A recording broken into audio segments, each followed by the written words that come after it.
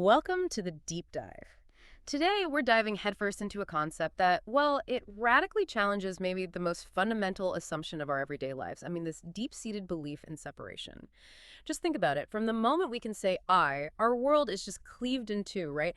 There's me, the one perceiving, the subject, and then there's everything else. Yeah. The external world, all the objects we see. And this split, self versus other, mind versus body, even good versus evil, it's just woven into the very fabric of our language, our thought. We just accept it. Like, that's just reality. And that's exactly where this profound concept of non-duality steps in. It's a pretty radical challenge to that conventional view, the one we rarely question. The term itself, it comes from Sanskrit, Advaita. Literally means not two. And it's really crucial to get there. It isn't just saying everything is like one single substance, a giant blob.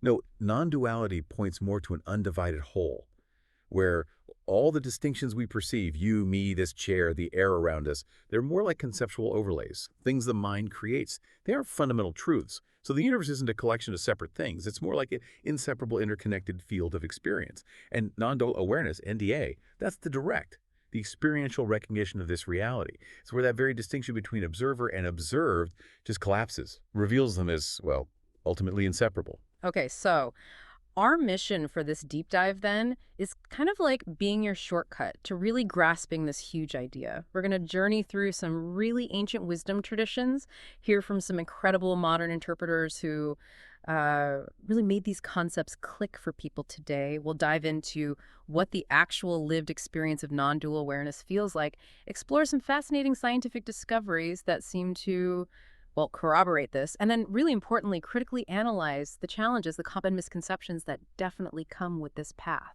Yeah, our goal really is to present NDA not as some, exotic, far-out state only for mystics on mountaintops, but maybe as a fundamental aspect of reality that's available for direct recognition right here, right now. And this holds profound implications, not just for how we understand consciousness, but maybe most powerfully, how we might actually alleviate human suffering.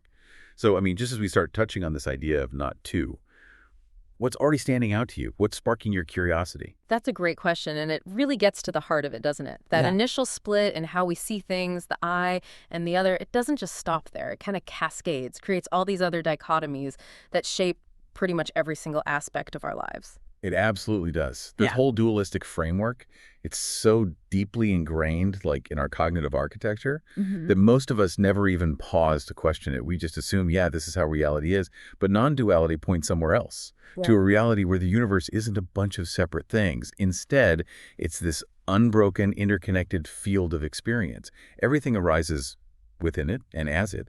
It's this single field of knowing. So when we talk about non-dual awareness, we're describing the direct recognition of that, a mode of consciousness where the split between observer and observed just dissolves. It's not like objects vanish, but their otherness, that feeling of separation, it just goes. It's fascinating how this core idea, this not two thing, it isn't monolithic. It feels like different cultures, different streams of thought kind of converged on the same profound realization. But each one offers its own unique flavor, its own path to understanding it. They certainly do, yeah. While they all share that fundamental rejection of separation, you look at Advaita Vedanta, various kinds of Buddhism, Taoism, each gives us a distinct lens, a different way to articulate and realize this undivided reality. Let's maybe explore how they each approach it. Okay, let's start with Advaita Vedanta. That's a major school of Hindu philosophy. And this is where we get that truly mind-bending declaration, Brahma Satyam, Jagan Mithya, Jivo Brahmayanapara, which translates to something like, Brahman alone is real, the world is an illusion, and the individual self is not different from Brahman. Wow, that's a lot to unpack. It is, but it's absolutely the cornerstone. The core teaching is that the individual self, what they call Atman, that feeling of being a distinct me, is, in its true nature, identical to Brahman. Brahman being the ultimate, unchanging, absolute reality. And this philosophy was really systematized centuries ago by the philosopher sage Adi Shankara. Now, to really grasp it, a key concept is Maya. It's often translated as illusion. But Advaita isn't saying the world doesn't exist exactly. It's more that its appearance as separate, independent objects. That is the illusion. It's kind of magical projection of Brahman, the classic analogy, mistaking a rope for a snake in dim light. Right, I've heard that. The snake is the illusion, the projection. The rope is the underlying reality. So the Yeah. world of names and forms, it's like a projection onto the screen of Brahman. So, okay, how do you even start to unlearn this illusion? Well, Advaita has this core analytical tool called neti-neti. Not this, not this. Exactly. Not this. Not this. It's like systematically peeling away layers. You look at everything you think you are, your body, your senses, thoughts, emotions, and you discard it. Nope, not me. Yeah. It's a process of elimination. Stripping away everything that can be objectified, everything you can perceive as not I, until you're left with what remains. And what remains is that self-luminous consciousness, your true nature. The ultimate goal, moksha, liberation, isn't about gaining something new.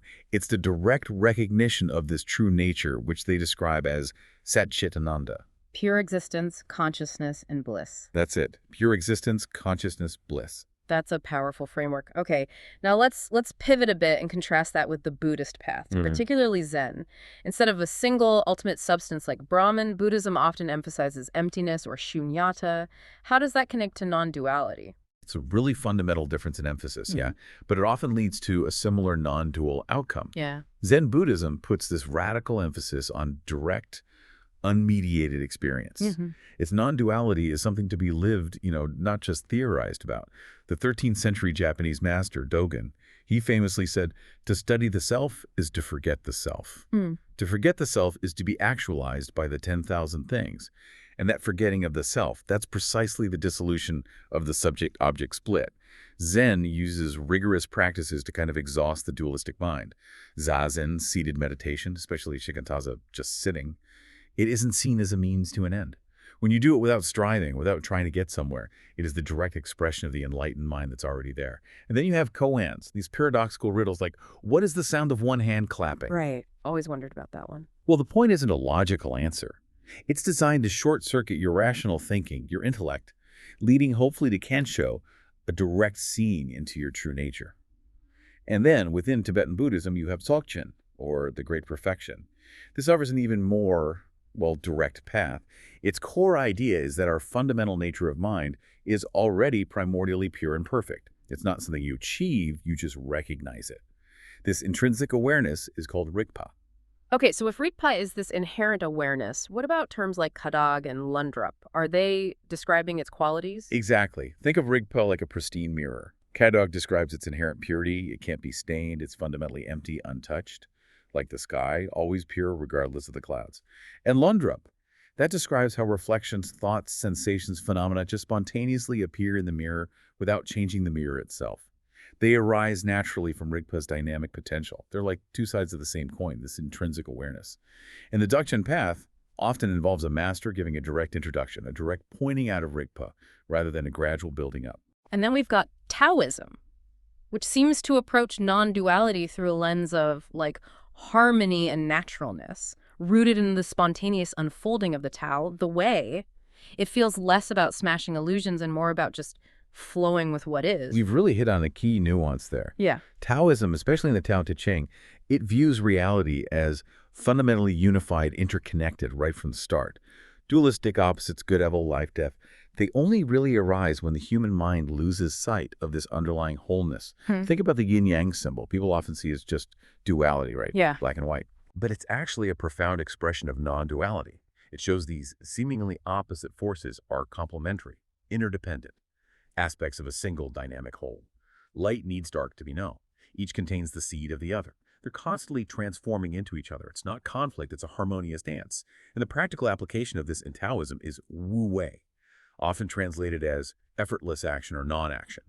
Now, that doesn't mean just being passive, doing nothing. It means acting spontaneously, naturally, in perfect harmony with the flow of the Tao, free from the striving of that isolated, willful ego. Like water, it yields, but it overcomes obstacles. It's action that arises from unity with the situation, not from a separate self trying to force its will on the situation. And it's worth remembering, classical Chinese thought didn't really posit that radical split between mind-body or self-world like some other philosophies did. So Taoism isn't so much a solution to duality as it is an expression of a worldview that was already holistic. It's about returning to that original natural harmony that maybe our thinking obscures. That's a fascinating point about Taoism, starting from wholeness. It makes me think about the common thread, though, woven through all these different traditions, despite their unique flavors. It's this inherent limitation of language itself, isn't it? Our words are built on separation, subject, verb, object. How can they possibly describe seamless unity? That's a crucial paradox, absolutely. And each tradition has its own strategy for dealing with it. Advaita uses neti-neti, negation, to point beyond concepts. Zen uses koans to break the conceptual mind altogether. And the Tao Te Ching opens, famously, the Tao that can be told is not the eternal Tao. Right away, it signals language isn't up to the task. This shared struggle really underscores that non-dual awareness isn't ultimately a concept you grasp with your intellect. It's an experience, something realized by going beyond thought. Moving into the 20th century, we saw a few really remarkable figures who took these ancient ideas and translated them. They shifted the emphasis away from maybe deep metaphysics towards direct personal experience, Yeah. making it feel accessible to ordinary people right across the globe. It's like they were making the impossible somehow reachable. They absolutely were. Yeah. One of the most prominent was Ramana Maharshi, the sage of Arunachala in South India. His central message was this profound paradox. You are already the self, perfect, free, fully realized, right now. The only problem, he taught, is mistaken identity. We falsely identify the self with the limitations of the body and the mind. So the whole spiritual path for him isn't about gaining something new. It's about removing that veil of ignorance. And he prescribed atmaviparsya, self-inquiry, as the direct path. It starts with the question, who am I? But, and this is key, it's not an intellectual exercise, not about finding a verbal answer. It's the tool to turn your attention 180 degrees, away from the object's thoughts, feelings, sensations, and back towards the source, towards the subject, that feeling of I. But relentlessly tracing this I thought back to its root, he said, the individual I subsides, merges into the universal self, its source.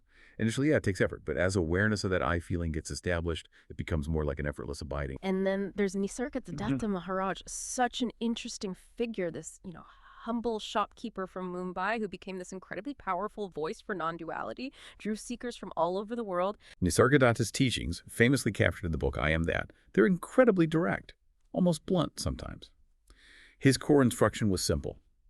Return to and abide in the feeling of I am, just that pure sense of being, of existence. He taught that this sense of presence, this I amness, is the first and most fundamental concept. It's the very root of the illusion of a separate self in a separate world. Think about it, before you can be this or that, you just have to be.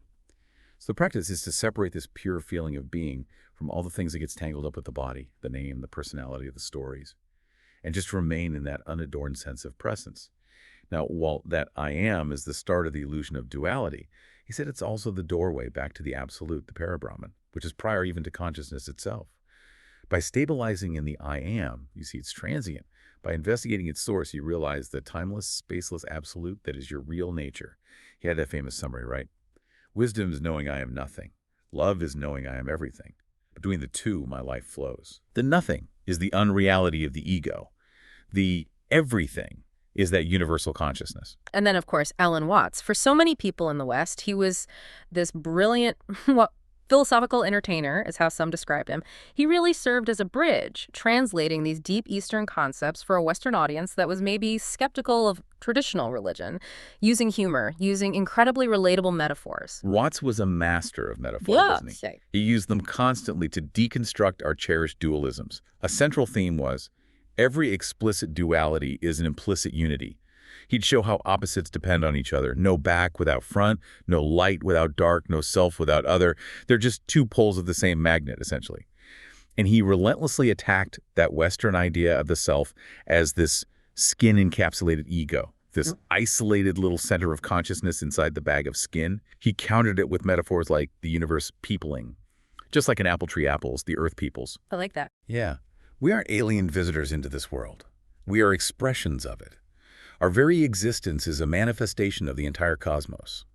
And crucially, he reframed life itself. Stop seeing it as a problem to solve or some destination you have to anxiously race towards. Instead, see it like a game or a dance or music. The point isn't getting to the end. The point is enjoying the unfolding, moment by moment. So when you look at all these teachers together, from the ancient sages to these modern interpreters, what does it all mean? They all seem to point back to this central, really counterintuitive paradox. You are already that which you seek. This is maybe the most profound insight, and often the most misunderstood. The path isn't additive. You're not adding enlightenment to yourself. It's subtractive. It's about removing the layers of false identification, the ignorance that obscure the reality that's already here. always present. It's a process of unlearning the illusion of separation, not learning some new truth or gaining some new state. And that shift in understanding from trying to attain something to just recognizing what is, that's really a hallmark of this modern experiential approach to the non-duality. Mm. It's already here. You just have to see it. Okay, so beyond the philosophies, beyond the concepts, Yeah. what is the lived experience of non-dual awareness actually like? The most common thing people report seems to be this dissolution of the boundary between self and world. That feeling of being a separate witness just vanishes. How does that actually feel? It's described as a palpable experiential reality. Yeah. Not just an idea you have. A profound sense of intimacy with all things emerges. A sense of identity with the entire universe. Someone described it like, you don't just see the mountain, you are the mountain. You don't just hear the bird song, you are the bird song. Wow. That distinction between the perceiver and the perceived, it just collapses. Mm. What's left is just pure, unfragmented experiencing. The world and everything in it doesn't disappear, but that quality of otherness dissolves. Yeah. Things are seen as just vivid, but empty appearances arising within and as this one field of awareness. And the emotional tone isn't always the same either, is it?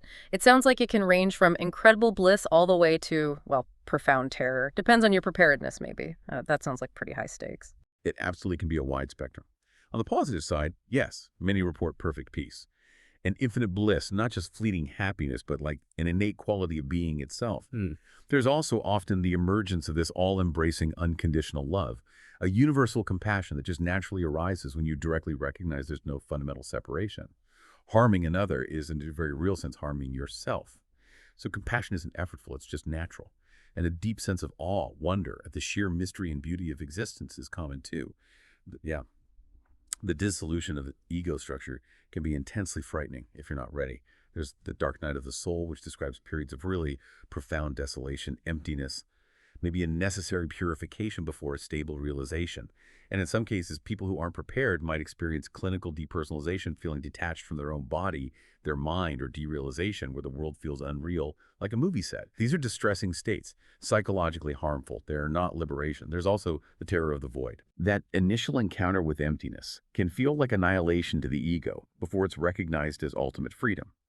So this wide range really highlights that ego dissolution is a radical reordering of consciousness.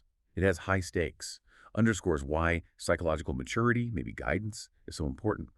And beyond the emotions, NDA fundamentally changes how we understand perception and consciousness itself.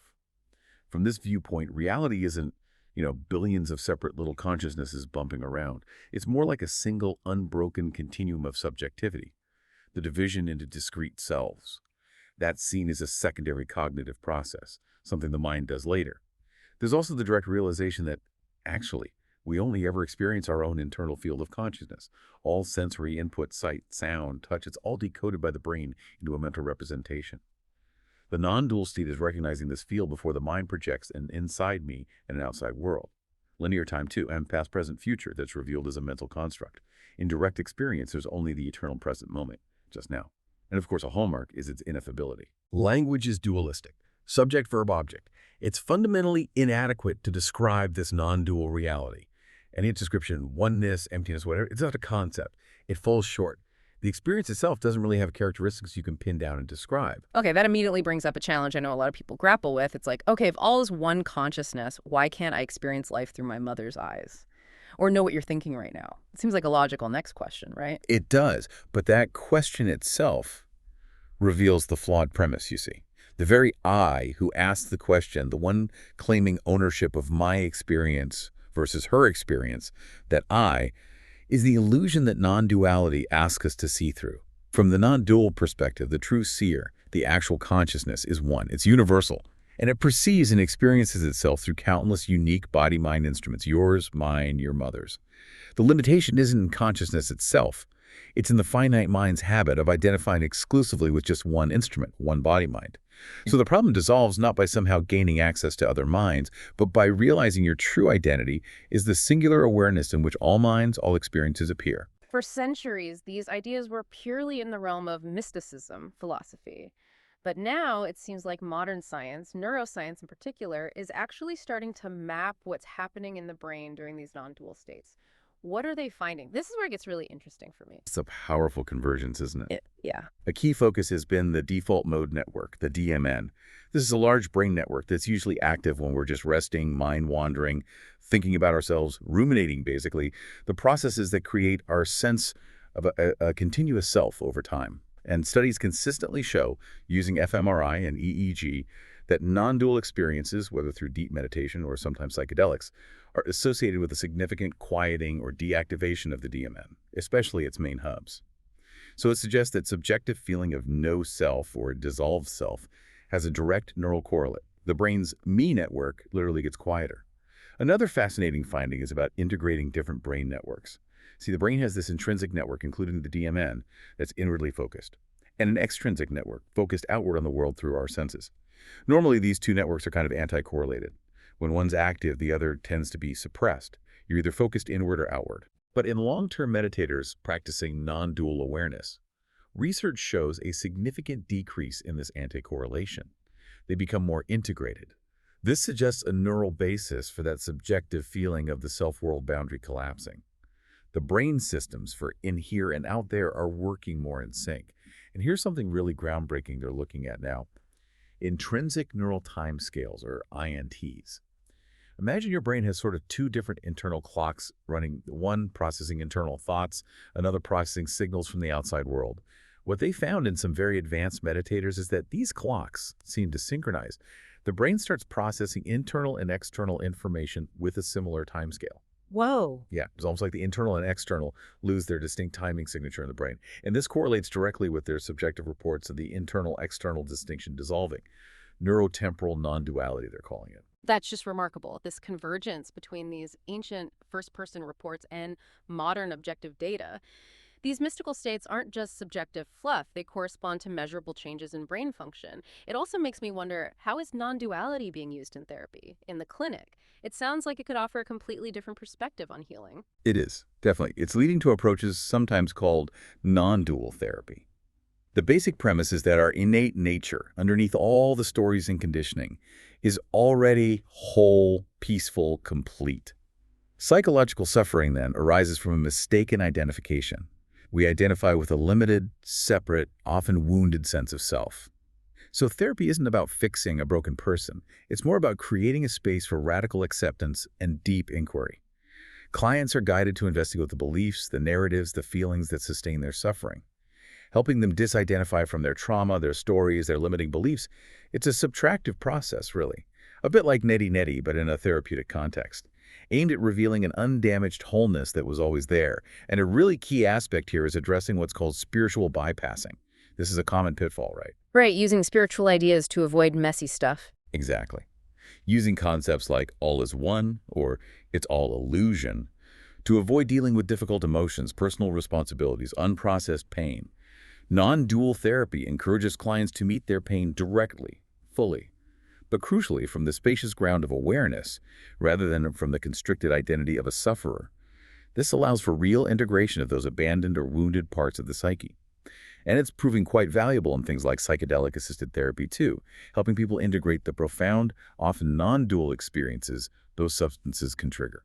There often seems to be a bit of tension, though, doesn't there, between effort-based mindfulness practices like watching the breath and these more effortless non-dual approaches. You hear critiques, some say mindfulness just reinforces the ego, the watcher. How do these two seemingly different paths actually relate? You're right, there can be perceived tension. Mainstream mindfulness, often rooted in Theravada Buddhism, emphasizes diligent effort, observation. Some practitioners might criticize non-dual approaches as maybe complacent, or using no self to deny real issues. Conversely, some non-dualists criticize effort-based mindfulness. They might say it can potentially reinforce the striving ego, the very separate self that non-duality points beyond. You create a meditator who's trying to get somewhere. But I think there's a powerful potential for synergy here.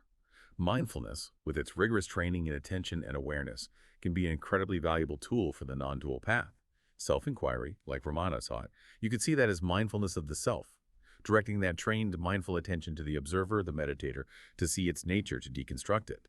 And non-duality, in turn, offers a crucial second step, perhaps, for mindfulness practitioners. Okay, you've developed the ability to witness thoughts from a detached perspective. Great. Now, the non-dual inquiry asks, who is this witness?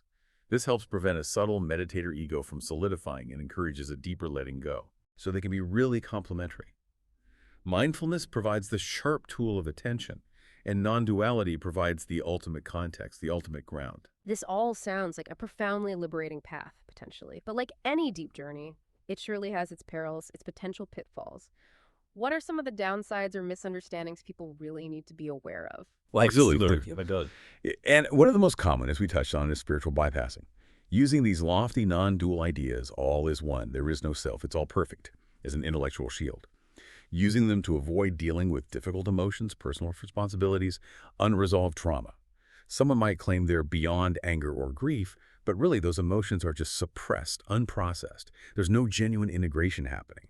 And psychologically, yes, the direct experience of self-dissolution can be destabilizing, especially if it's sudden or if the person isn't psychologically grounded beforehand.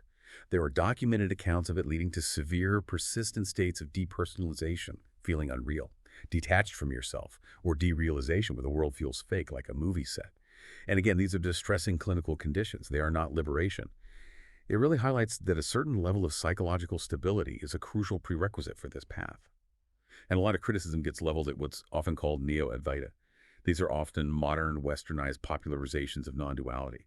They get accused of radical simplification, boiling down these incredibly rich, nuanced traditions into simplistic slogans like, there's nothing to do, or you are already enlightened, full stop. Right, the no practice practice. Exactly. Critics argue this no practice idea is misleading because it often ignores the years, sometimes decades, of rigorous practice that the traditional teachers themselves underwent before realizing or teaching this. This kind of oversimplification can lead to just a conceptual belief in no self that doesn't touch the deeper conditioning. It can even foster passivity, maybe irresponsibility. That makes perfect sense. And it also speaks to that common misconception that awakening is just this singular final event. You know, you flip a switch, you get there, and then everything's perfect forever. The wake down, shakedown idea challenges that. Yes, exactly. That initial shift, that first glimpse, or even a deeper realization, it's often just the beginning of the real work. This wake down, shakedown describes the often difficult, messy process that follows. It's usually not a blissful plateau. It involves the purification, the working through, of deep-seated karmic conditioning, psychological wounds, ingrained habits of thought and behavior. Old triggers resurface, sometimes with surprising intensity. So the real post-awakening path is one of embodiment. It's a long, often arduous process of allowing that non-dual realization to permeate every aspect of your life, emotional, relational, somatic, how you engage with the world practically. That integration is where the true transformation lies. And it's a journey that many popular, maybe overly simplistic teachings don't really address adequately, and it's so crucial to understand. While the separate self might be an illusion from the absolute perspective, the ego serves vital psychological functions. It organizes our experience, provides a coherent sense of identity, helps us navigate the world. A premature or unscaffolded dissolution of the ego can lead to psychological fragmentation, not liberation. So paradoxically, perhaps, a healthy, stable, well-integrated ego is often seen as a prerequisite for its safe transcendence. Kind of need a strong sense of self to be able to investigate it thoroughly and let it go without completely falling apart. Yeah, that's a really important point. There are definitely some other common myths and intellectual traps that seem to pop up around non-duality too. Let's maybe try and tackle a few of the big ones head on. For example, some people hear about the self-dissolving and immediately think, wait, is non-duality just some kind of psychotic state? How do you differentiate? That's a powerful claim, right? And I imagine many listeners might wonder that. How do we distinguish a profound non-dual experience from, say, psychosis or severe depersonalization? Well, while there might be some overlapping features superficially, like altered perception, mystical states are typically characterized by profound peace, clarity, joy, a sense of heightened reality, even if it's empty. Psychosis, on the other hand, is usually marked by confusion, terror, delusion, fragmentation, and significant distress. And a key differentiator is often functionality. A genuine non-dual insight usually leads to increased compassion, wisdom, and better functioning in life, not impaired functioning. Then there's the myth. If there's no I, then there can't be any compassion or ethical action. Why bother? But this confuses egoic compassion, which is often transactional, based on self-other, with a universal compassion that arises naturally from recognizing non-separation. When the other is seen as not truly separate, harming them is, in a deep sense, harming oneself. Compassion becomes an effortless expression of that unity, not a moral duty imposed on a separate self. Another really common one. You don't need to practice. You are already enlightened. Well, yes, the underlying true nature is inherently free, but it's obscured by layers and layers of deeply ingrained mental, emotional, and even neural habits. Practice is the means by which these obscuring habits are gradually weakened and seen through. And as we said, most teachers who advocate no practice often engaged in years, sometimes decades, of rigorous practice themselves to stabilize that recognition. And the idea that psychedelics can produce persistent non-duality. While substances like psilocybin or LSD can certainly offer profound temporary glimpses, sometimes life-changing ones, by quieting the DMN, they don't typically, on their own, build the stable neural pathways and integrated understanding required for a persistent, embodied shift in identity. That usually requires ongoing contemplative practice, integration, and life changes. And finally, the myth. Non-duality means life is just a meaningless illusion, so we should just be passive, detached from everything. Non-duality doesn't necessarily negate the phenomenal world or call it meaningless. It reframes it. It's seen as the vibrant, dynamic, miraculous play of consciousness itself. This understanding often doesn't lead to passivity at all, but to a more full, joyful, and fearless engagement with life, precisely because the underlying anxiety of protecting a fragile, separate self starts to dissolve. Wow. All of this really underscores the need for real discernment, doesn't it? Sorting the profound pointers towards truth from maybe the more commercialized spiritual fairy tales, promising quick fixes without the work. What an incredible deep dive we've had today, seriously. We started way back with the ancient philosophical wellsprings, Advaita Vedanta, Zen, Taoism, seeing how they laid this groundwork for understanding reality as fundamentally undivided. Then we explored how modern sages, people like Ramana Maharshi, Nisargadatta Maharaj, and Alan Watts, really translated these profound truths, made them direct, personal, accessible, sometimes even witty experiences. Then we delved into the rich phenomenology, what it actually feels like, that lived experience the whole spectrum from bliss to terror. And then the really surprising convergence with modern neuroscience, seeing the brain's me network quiet down, seeing its processes integrate in ways that mirror these subjective reports. And we also, importantly, took a critical look at the challenges. The pitfalls like spiritual bypassing, the complexities of that post-awakening journey, reminding us that psychological maturity and maybe good guidance are pretty vital. And we finished by trying to dispel some of those common misconceptions, highlighting just how nuanced and often paradoxical this whole landscape of non-dual awareness really is. In the end, yeah, we're left with that central, stunning paradox, aren't we? Non-dual awareness isn't really a state to be achieved by a person, because the very sense of being a separate person is what obscures it in the first place. It's not something you acquire in the future, because it's the timeless, ever-present reality of right now. And maybe this shift in understanding holds the key to a radical solution for so much human suffering. So maybe the thought to leave you with is this. If the very essence of what you fundamentally are is already this undivided reality, how might that recognition, even just the possibility of it, fundamentally change how you relate? How you relate to challenges, how you relate to joy, how you relate to everyone and everything around you right now in this very moment?